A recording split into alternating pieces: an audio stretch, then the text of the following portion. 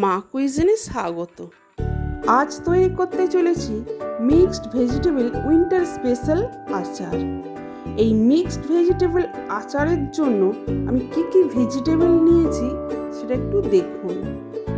গাজর নিয়েছি, একটু ফুলকপি নিয়েছি, বিম কড়াই, মূলো, কাঁচা লঙ্কা, আদা, রসুন আর কাঁচা হলুদ। এই সবজিগুলো সব আমি কেটে নিয়েছি। দেখুন গাজরটাকে কেটেছি এইরকমভাবে, আর আদাগুলো দেখুন ঠিক ছোটো ছোটো টুকরো টুকরো করে কেটে নিয়েছি, আর রসুনগুলো ছাড়িয়ে কেটে নিয়েছি। বড় রসুনগুলো 2 টুকরো করে নিয়েছি, দেখুন ঠিক এইভাবে কেটে নিয়েছি। আর ছোটোগুলো গোটাই দিয়ে দিয়েছি।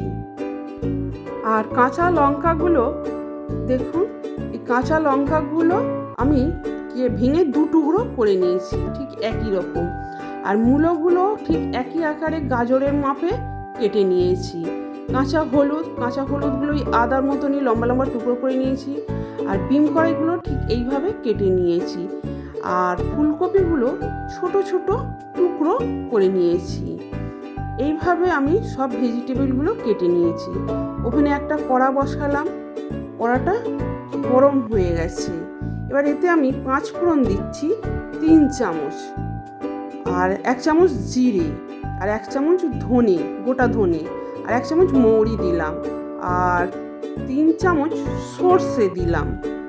দেখুন এবার এটা একটু গরম কড়াতে আমি একটু নেড়ে নিচ্ছি। ঠিক এইভাবে দেখুন গরম করে নিচ্ছি। গরম হয়ে গেছে, এবার এটা নামিয়ে নিচ্ছি।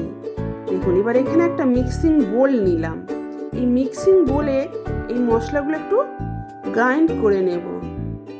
দেখুন গ্রাইন্ড হয়ে গেছে, আচারের মশলা তৈরি হয়ে গেছে, এটা রেখে দিলাম। এবার ওভেনে একটা কড়াতে সর্ষের তেল দিলাম পরিমাপ মতো। দেখুন তেলটা ভালো করে গরম করে নিচ্ছি। এবার এর থেকে আমি কিছুটা তেল, গরম করা তেল তুলে রাখছি। দেখুন অন্য বলেতে তুলে রাখলাম এই এতটা তেল। আর এই এতটুকু তেলেতেই এবার একটু পাঁচফোড়ন দিয়ে দিলাম। আর কেটে রাখা সবজিগুলো এবার একে একে দিয়ে দেব। দেখুন প্রথমে এই ফুলকপিগুলো দিয়ে দিলাম।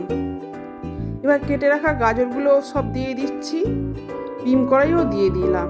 এবার একটু ভালো করে এরকমভাবে নাড়াচাড়া করে দিলাম। দেখুন এবার এতে আমি কেটে রাখা মূলোগুলো সব দিয়ে দিচ্ছি, আবারও একটু নাড়াচাড়া করে নিলাম। দেখুন এবার এর ওপর আমি 2 চামচ নুন দিলাম। দেখুন আবার একটু নাড়াচাড়া করে নিলাম। নুনটা দেওয়ার ফলে সবজি থেকে যে জলটা বেরোবে সেটা শুকিয়ে নিতে হবে।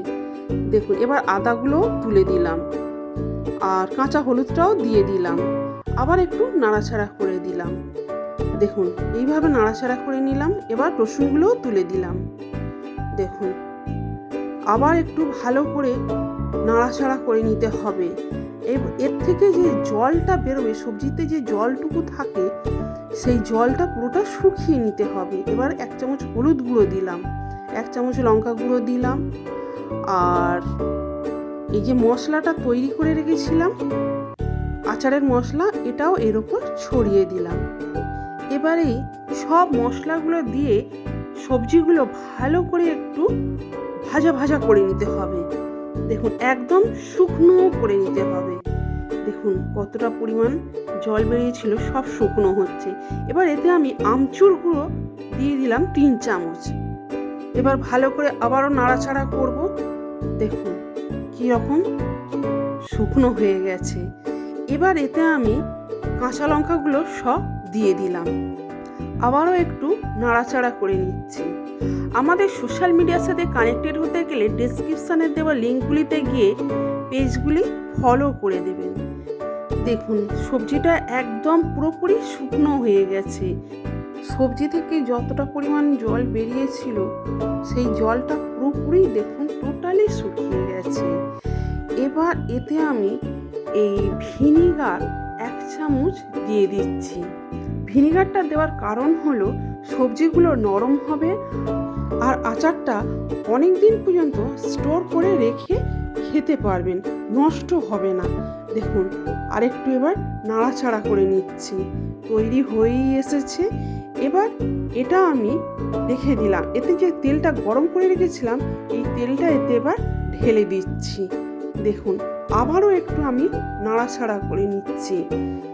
আজকের এই রেসিপি আপনাদের কেমন লাগলো কমেন্ট করে জানাবেন। দেখুন কি সুন্দর তৈরি হয়েছে। আর যদি ভালো লাগে একটা লাইক অবশ্যই করবেন। দেখুন কি সুন্দর তৈরি হয়েছে। আর পারলে শেয়ারও করতে পারেন। আমার চ্যানেলের যদি নতুন ভিউয়ার্স হন সাবস্ক্রাইব করতে ভুলবেন না। পুরোপুরি আচারটা তৈরি হয়ে গেছে। এবার এটা আমি নামিয়ে নেব। দেখুন পরবর্তী রেসিপির আপডেট পাওয়ার জন্য বেল আইকনটা অবশ্যই প্রেস করবেন। এবার এটা নামিয়ে নিচ্ছি। দেখুন এই শীতে অতি অবশ্যই একবার এরকম মিক্সড ভেজিটেবল আচার তৈরি করে দেখবেন কি সুন্দর তৈরি হয়েছে। সুস্থ থাকুন, ভালো থাকুন।